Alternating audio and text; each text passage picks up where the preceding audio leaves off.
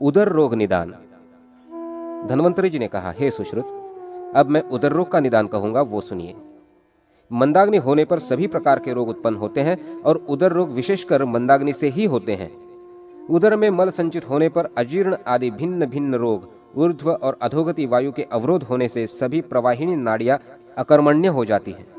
प्राण वायु अपानादि वायु को दूषित कर उनको मांस संधि में प्रविष्ट कर देती है। इससे कुक्षिस्थान अवरुद्ध होकर उदर रोग उत्पन्न होता है। उदर रोग 8 प्रकार के हैं: वातज, पित्तज, कफज, सन्निपातज, सलीलजन्य, प्लीहाजन्य, बद्धोदर वृद्धि और क्षतजन्य। उदर रोग होने पर हाथ पैर तथा पेट में सूजन आ जाती है। शारीरिक चेष्टा, बल और आहार कम हो जाता है। शरीर दुर्बल हो जाता है और अफरा हो जाता है। इस रोग से ग्रस्त व्यक्ति का आकार प्रेत के समान विकृत हो जाता है। उदर रोग का पूर्व लक्षण भूखनाश, अरुचि, पाक के समय दाह आदि होता है। ऐसा रोगी अपथ्य का सेवन करता है। उदर रोग से बलक्षय हो जाता है, अतः रोगी के थोड़ा कार्य करने पर श्वास प्रश्वास की वृद्धि हो जाती है। किसी भी विषय में उसकी बुद्धि प्रवेश नहीं कर पाती और शोक एवं शोथ आदि हो जाते हैं। उदर रोगी थोड़ा खाने पर भी वस्ति संधि में निरंतर पीड़ा का अनुभव करता है। सभी प्रकार के उदर रोगों में रोगी वृद्धावस्था के समान जीर्ण हो जाता है और बलहीन हो जाता है।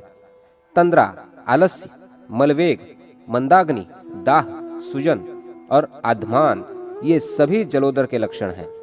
सब प्रकार का जलोदर रोग मृत्यु कारक है, इसलिए उसके लिए शोक करना व्यर्थ है। उदर रोग में रोगी का उदर गवाक्ष की तरह शिरोजाल से व्याप्त हो जाता है और सदा गुड़गुड़ शब्द होने लगता है। उदर रोग में वायु नाभि और आंत में विष्टब्धता उत्पन्न करके नष्ट हो जाता है। वायुजन्य उदर रोग में हृदय, नाभि, कटी, पायु और वंक्षण, इन सभी स्थानों में पीड़ा करके स्वयं वायु शांत हो जाता है। शब्द के साथ वायु निकलने लगता है एवं अल्प परिमाण से ही मूत्र होता है। उसकी किसी भी विषय में चंचलता नहीं रहती और मुख सदा उदास रहता है। वातोदर में हाथ पैर, मुख और कुक्षी में शोथ हो जाता है। उदर पार्श्व तथा कटी और पृष्ठ आदि स्थानों में पीड़ा का अनुभव होता है और जोड़ों में दर्द रहता है। शुष्क कास, शरीर में पीड़ा, अधोभाग में गुरुता, मल संग्रह, शरीर में श्याम वर्णता या अरुण वर्णता आ जाती है एवं मुंह में बार बार पानी आता है। पेट में नीली और काली शिराएं उभर जाती है और व्यथा होती है तथा थपथपाने पर मशक जैसा शब्द करता है। उदर में वेदना के साथ सशब्द वायु चारों तरफ घूमती है। पित्त जनित उदर रोग में ज्वर, मूर्छा, दाह, प्यास, मुख में कटुता, अतिसार, त्वचा, नख आदि पर पीलापन, उदर पर हरापन एवं पीली और ताम्र वर्ण की शिराएं अधिकता से दिखती है तथा उष्मा और दाह बना रहता है। कफजनित उदर रोग में शरीर में अवसाद, शोथ, भारीपन, निद्राधिक्य, अरुचि, श्वासकास, त्वचा आदि में श्वेतता, श्वेत शिराओं से व्याप्त उदर बड़ा एवं धीरे से वृद्धि को प्राप्त करता है। त्रिदोष को कुपित करने वाले आहार विहार से, अधिक भोजन करने से, शरीर को क्षुब्ध करने से, गाड़ी आदि पर यात्रा करने से, दौड़ने कूदने, मैथुन करने, भार उठाने, चलने तथा ज्वरादि से दुर्बल व्यक्तियों के वाम पार्श्व में स्थित प्लीहा अपने स्थान से च्युत होकर वृद्धि को प्राप्त होने लगता है। प्लीहा पहले कठोर तथा पुनः उन्नत या उठा हुआ होकर उदर रोग उत्पन्न करता है और श्वासकास, मुख विरसता, अफरा, शूल, पांडु, वमन, मूर्छा, शरीर वेदना, दाह, विभ्रम आदि अनेक प्रकार के रोग उत्पन्न हो जाते हैं। उदर का रंग काला, लाल, विकृत, नीला एवं पीला हो जाता है। प्लीहोदर में भी वात, पित्त और कफ का संबंध रहता है। प्लीहा के समान ही उदर के दक्षिण भाग में स्थित यकृत विकृत होकर भी उदर रोग उत्पन्न करता है। कुपित अपान वायु मल एवं पुरुष, पित्त एवं कफ को अवरुद्ध करके उदर में बद्ध गुदोदर नामक रोग उत्पन्न करता है और ज्वर, कास, श्वास एवं सिर, नाभि, पार्श्व और गुदा में पीड़ा उत्पन्न करता है। उदर स्थिर एवं अचल बना रहता है। उस पर नीली एवं लाल शिराओं का जाल दिखता है और उदर के ऊपर का हिस्सा गाय की पूंछ के समान होकर मल संचय होता रहता है। भोजन में हड्डी और पाषाण आदि उदर में जाने से तथा अत्यधिक खाने से आंतों के फटने पर पक्कर मवाद एवं मल के साथ जल निकलकर गुदा मार्ग से जब बाहर आता है, वो पीला लाल पुरुष गंध युक्त रहता है। अवशिष्ट भाग पेट में रुककर उदर वृद्धि करके जलोदर रोग होकर बाद में वातादि दोषों से पुनः विकृत हो परिस्त्रावी छिद्रोदर रोग हो जाता है। स्नेहपान, स्वेदन, वमन, विरेचन करते समय एकाएक ठंडा जल अधिक पान करने से, मंदाग्नि रहने पर या दुर्बलता में अधिक आम जल पीने पर वायु एवं कफ कुपित होकर जलवाही स्रोतों को अवरुद्ध कर उस दूषित जल को बढ़ा देता है और क्लोम नलिका से आकर अवरुद्ध हो उदर रोग उत्पन्न कर देता है। तदनंतर प्यास, गुदा से जलस्त्राव होता हुआ उदर में वेदना होती रहती है। पुनः काश, श्वास एवं अरुचि हो जाती है। उदर पर अनेक रंग की शिराएं उभर आती हैं। उदर जलपूर्ण सा हो जाता है तथा उसमें कंपन आदि अनेक उपद्रव प्रारंभ हो जाते हैं। इस स्थिति में उसे ढकोदर, उदकोदर या जलोदर रोग कहते हैं। उदर रोगों की उपेक्षा करने से वातादि दोष अपने स्थान से विमुख होकर जल को बढ़ाकर उस जल से शरीर के जोड़ों के स्रोतों के मुखों को गीला या आर्द्र कर देते हैं। अतः शरीर के पसीने के रुकने पर सभी स्रोत अवरुद्ध हो जाते हैं। इससे उदर परिपूर्ण होकर उदर रोग उत्पन्न हो जाता है। किसी किसी रोगी के उदर में अधिक जल के संचित हो जाने पर वो वर्तुलाकार हो जाता है। उसको ताड़न करने पर शब्द नहीं होता। इस रोग में रोगी क्रमशः दुर्बल हो जाता है। ये रोग भयंकर होता है और नाड़ी को दबाने पर जल आगे बढ़ जाता है। उदर रोग में जब उदरगत शिराएं अंतर्हित हो जाती हैं, तब उस रोग को सभी लक्षणों से आक्रांत कहा जाता है। वातोदर, पित्तोदर, कफोदर, श्लेष्मोदर, प्लीहोदर, सन्निपातोदर और जलोदर ये क्रमशः कष्ट साध्य हो जाते हैं। एक पक्ष के भीतर ही इस रोग में जल एकत्र होने लगता है। ये सभी उदर रोग जन्म से ही कष्ट साध्य होते हैं। पांडुशोथ निदान। धन्वंतरी जी ने कहा, हे सुश्रुत, अब मैं पांडु और शोथ रोग का निदान करता हूं। पित्त प्रधान द्रव्यों से संपूर्ण वातादि दोष कुपित करने वाले हेतुओं से पित्त एवं मल कुपित होकर पांडुरोग उत्पन्न करते हैं। इन तीनों कुपित दोषों में से बलवान वायु पित्त हृदयस्थ 10 धमनियों का आश्रय लेकर संपूर्ण शरीर में फैल जाता है। वो पित्त का आश्रयण कर श्लेष्मा, चर्म, रक्त, मांस आदि को दूषित कर देता है। इससे दूषित रक्त चमड़े और मांस के बीच में जाकर चमड़े को भिन्न भिन्न रंग का कर देता है। इस रोग में चमड़ा हरिद्रादि अनेक रंग का हो जाता है, परंतु इसमें पीले रंग की अधिकता रहती है। इसी से इसे पांडु रोग कहते हैं। इस रोग में धातु का गुरुत्व और स्पर्श में शिथिलता होती है। अम्लजन्य पांडु रोग में शरीर के सभी प्रकार के गुण नष्ट हो जाते हैं। इससे शरीर का रक्त क्रमशः कम हो जाता है, मेदा और अस्थि निस्सार हो जाते हैं। इस रोग में सभी अंग निर्बल हो जाते हैं, हृदय में द्रवता आ जाती है एवं नेत्रों में सूजन आ जाती है। मुंह में लाला युक्त लार की अधिकता हो जाती है। रोगी को प्यास कम लगती है, ठंडक अच्छी नहीं लगती, रोमांच और मंदाग्नि हो जाती है एवं शरीर की शक्ति घट जाती है तथा ज्वर, श्वास, करणशूल, चक्कर ये सभी उपद्रव होने लगते हैं। पांडुरोग 5 प्रकार के हैं: वातज, पित्तज, कफज, सन्निपातज एवं मृत्तिका भक्षणजन्य। हृदय में स्पंदन, चमड़े की रुक्षता, अरुचि, मूत्र की पित्तवर्णता, पसीना और मूत्र का कम होना ये सभी पांडुरोग के पूर्व रूप हैं।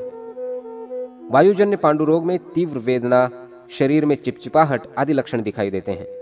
इस रोग में शिरा, नख, विष्ठा, मूत्र और नेत्र कृष्ण वर्ण तथा अरुण वर्ण के हो जाते हैं। इससे शोथ, नासिका और मुख में विरसता, मलशोष, पार्श्व में वेदना ये सभी उपद्रव होने लगते हैं। पित्तज पांडुरोग में शिराएं आदि हरित पित्त हो जाती है एवं ज्वर, आंखों के आगे अंधेरा, प्यास, शोष, मूर्छा, दुर्गंध, शैत्य सेवन की इच्छा, मुख में कड़वाहट ये सभी लक्षण व्यक्त होने लगते हैं। कफज पांडुरोग में हृदय में आर्द्रता, मलभेद, खट्टी डकार और दाह होता है। तंद्रा, मुख में लवण रस का स्वाद, श्वास, रोमांच, स्वरभंग, कास, वमन, दुस्सहता ये सभी लक्षण व्यक्त होने लगते हैं। त्रिदोषज होने पर इसके लक्षणों को पहचानना कठिन हो जाता है और अतिशय असह्य हो जाता है। मिट्टी खाने से उत्पन्न पांडुरोग में कसैली मिट्टी वायु, खारी मिट्टी पित्त और मीठी मिट्टी कफ को दूषित करके तथा रस आदि को सुखा करके शिराओं को रक्त से भर देती है तथा उसे वही रोग देती है और पांडुरोग पैदा हो जाता है। पांडुरोग के बढ़ जाने पर नाभि, पैर, मुख और मूत्रमार्ग में शोथ हो जाता है। कृमि युक्त तथा रक्त मिश्रित और कफ समन्वित मल निकलने लगता है। जो पांडुरोगी पित्त उत्पन्न करने वाले पदार्थों का सेवन करता है उसका पित्त, रक्त और मांस का दाह करके कोष्ठ शाखा में मिलकर कामला रोग उत्पन्न करता है। कामला रोग में रोगी का मूत्र, नेत्र, त्वक, मुख और विष्ठा हल्दी के रंग के हो जाते हैं। रोगी दाह, अविपाक और तृषा से पीड़ित होकर मेढक के समान पीला और दुर्बल हो जाता है। पांडु रोगी को पित्तज शोथ होने लगता है। इसकी उपेक्षा करने पर जो अतिशय शोथ बढ़ जाता है वो बहुत क्लेशप्रद होता है। इस रोग को कुंभकामला कहा जाता है। पित्त यदि हरित और श्याम वर्ण का है तो उससे पांडु रोग होता है। उस स्थिति में वात पित्त के प्रभाव से चक्कर आना, तृष्णा, स्त्रियों के प्रति अरुचि, थोड़ा थोड़ा ज्वर, तंद्रा, अग्निमांद्य और अतिशय आलस्य, ये सभी रोग के लक्षण व्यक्त हो जाते हैं। इस रोग को हलिमक नाम से जाना जाता है। पांडु रोग से उत्पन्न सभी उपद्रवों में शोथ प्रधान है, इसलिए शोथ का वर्णन किया जाता है। वायु कुपित होकर रक्त, पित्त और कफ को दूषित करने के कारण वो त्वक, शीरा और मांस का आश्रय लेकर ऊंचाई पैदा करता है। सभी शोथ त्रिदोषज होते हैं क्योंकि सूजन वात, पित्त और कफ इन तीनों से होती है। इसलिए जैसे वातिक, पैत्तिक, श्लेष्मिक कारण भेद से शोथ 9 प्रकार का होता है। वात पैत्तिक, वात श्लेष्मिक, पित्त कफज, सन्निपातिक, अभिघातक, विषज और एकांगज। निज और आगंतुक भेद से ये 2 प्रकार का होता है, सर्वांगज और एकांगज। विस्तृत, उन्नत, अग्रभाग गाढ़दार होने से इसके अवांतर 3 भेद हैं। पित्तज शोथ पीतवर्ण, कृष्ण वर्ण या रक्त वर्ण का होता है एवं यह शोषणकारी होता है। ये बहुत जल्दी शांत नहीं होता। इस शोथ के उत्पन्न होने से पूर्व शरीर में दाह उत्पन्न होता है। तृष्णा, दाह, ज्वर, पसीना, भ्रम, क्लेद, मद, ये सभी उपद्रव इसमें होने लगते हैं। इस रोग में रोगी को शीत वस्तु की इच्छा होती है, मलभेद हो जाता है, दुर्गंधी होती है, स्पर्श नहीं सहा जाता और कोमलता होती है। कफज शोथ में खुजली होती है। रोम और चमड़े में पीलापन, कठोरता, शीतलता, गुरुता, स्निग्धता, कोमलता, स्थिरता और पीड़ा होती है। इस रोग में निद्रा, मंदाग्नि, वमन, ये सभी उपद्रव हो जाते हैं। आघात, अस्त्र शस्त्रादिकृत छेदन, भेदन से क्षत होने पर अभिघातज शोध होता है।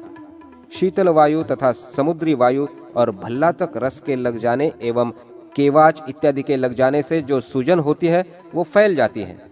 ये अत्यंत गर्म लाल रंग का और पित्तज शोथ के लक्षणों से युक्त होती है। विषधर प्राणी के किसी अंग के ऊपर से चलने पर अथवा किसी अंग में मूत्र करने पर और विषहीन प्राणी के भी दाढ़, दांत एवं नख के द्वारा घात करने पर उस स्थान में जो शोथ उत्पन्न होता है वही विषज शोथ है। इसके अतिरिक्त विषधर प्राणी के विष्ठा, मूत्र, शुक्र आदि से सने हुए वस्तु के संपर्क से, विष वृक्ष के वायु के सेवन से, विषयुक्त वस्तु शरीर पर मलने से विषशोथ रोग उत्पन्न होता है। विषज शोथ कोमल, गतिशील, अवलंबी, शीघ्र दाह और शूल को उत्पन्न करने वाला होता है। नए और उपद्रव विरहित शोध साध्य होते हैं और पहले कहे हुए असाध्य होते हैं। विसर्प रोग का निदान। धन्वंतरी ने कहा, हे सुश्रुत, अब मैं विसर्पादि रोगों के मूल कारणों का वर्णन कर रहा हूँ, उसे आप सुने। वात, पित्त, कफ एवं अभिघात नामक दोषों से तथा पित्त, रक्त एवं कफ के दूषित होने से शोथ सदृश विसर्प रोग होता है।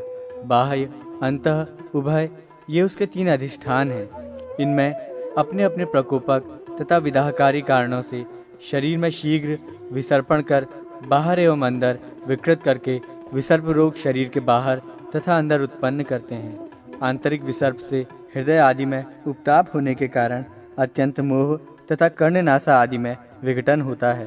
प्यास की अधिकता और मलमूत्र आदि में विषमता होती है। कफजन्य विसर्प रोग में अत्यधिक खुजलाहट होती है, उसमें स्निग्धता बनी रहती है और कफजन्य ज्वर के समान इस रोग में भी रोगी को कष्ट भोगना पड़ता है। सन्निपातज विसर्प होने पर रक्तवात आदि सभी दोषों के लक्षण प्रकट हो जाते हैं।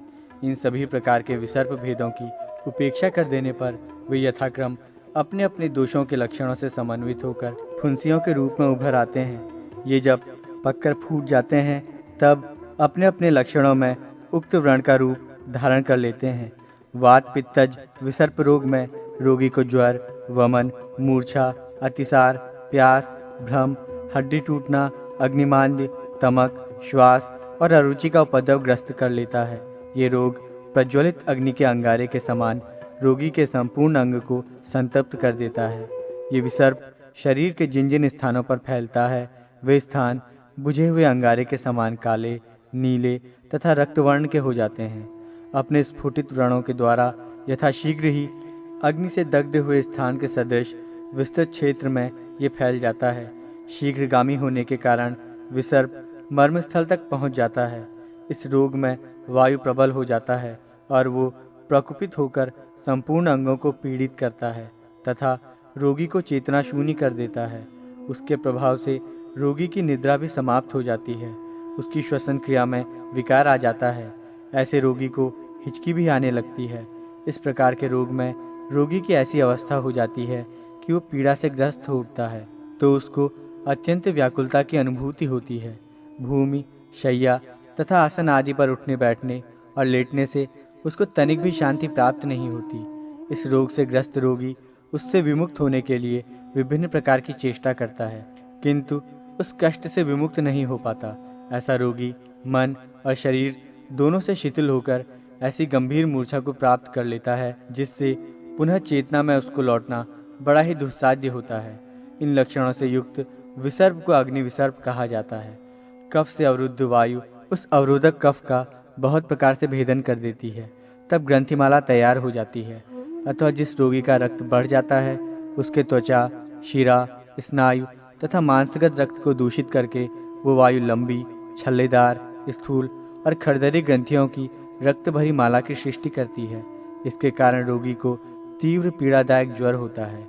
ये रोग होने पर रोगी श्वास, खांसी, अतिसार, मुखशोष, हिचकी, वमन, भ्रम, मोह, वर्णभेद, मूर्छा, अंगभेद और अग्निमांद्य के दोष से घिर जाता है।